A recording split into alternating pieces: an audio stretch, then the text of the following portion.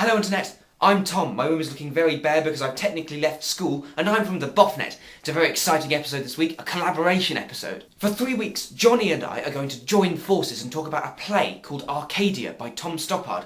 I'm sure Jonny will explain the plot of Arcadia to you, but one of the reasons the play fascinates me is the absolute poetry with which it explains some pretty knotty scientific concepts. In this video, I want to talk about one of the most beautiful objects in mathematics, which is called the Mandelbrot Set, and how it's linked to a thing called iterated algorithms. In the play, when asked by Hannah what an iterated algorithm is, Valentine, a mathematician, replies, well, it's an algorithm that's been iterated.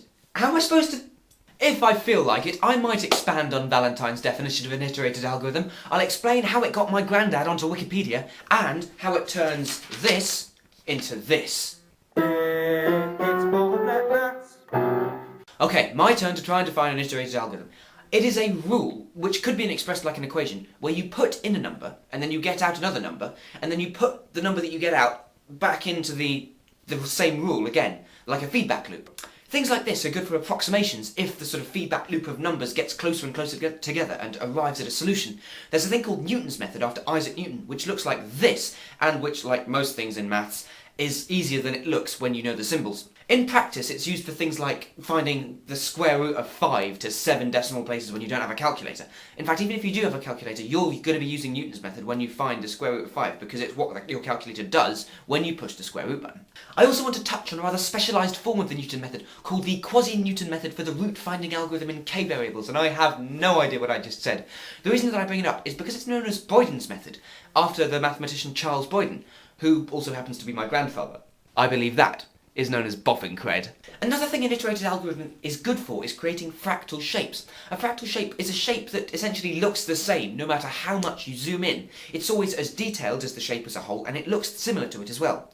My favourite fractal shape is called the Mandelbrot Set, and it's made from an equation, which looks like this. The important number here is the c. All you have to do is pick a value for c, any value, then start z1 as 0, find out what z2 is, then use that number as z1 with the same c, and do the process again, and again, and again, and again, and again. There are a few things that could happen when you do this. One of the things is that the numbers could be trapped in a loop, and the same numbers could come up again and again. When this happens, you get a number line, you take a number line, you take the number that you put in as c, and you colour the number that c is as black on the number line. A number could otherwise get bigger and bigger and whiz off to infinity. It could do this quickly, or it could do it deathly slowly. So depending on whether it does it quickly or slowly, you colour whatever numbers you put in for C in a range of other colours. That's how you get this multicoloured kaleidoscope. There's one more thing to point out. The number line in this case isn't exactly a number line, it's a number grid. This is because of the existence of complex numbers which have real and imaginary parts. What makes the imaginary parts special is that if you square them, they equal a negative number. This is different from sort of real numbers, from numbers that you're used to, where a positive number squared is positive and a negative number squared is positive. What we essentially have here then is two number lines at right angles to one another, the real one and the imaginary one. One of the things that is interesting to notice is that around the Mandelbrot set, tiny changes in what C is result in massive changes in what the equation does over time.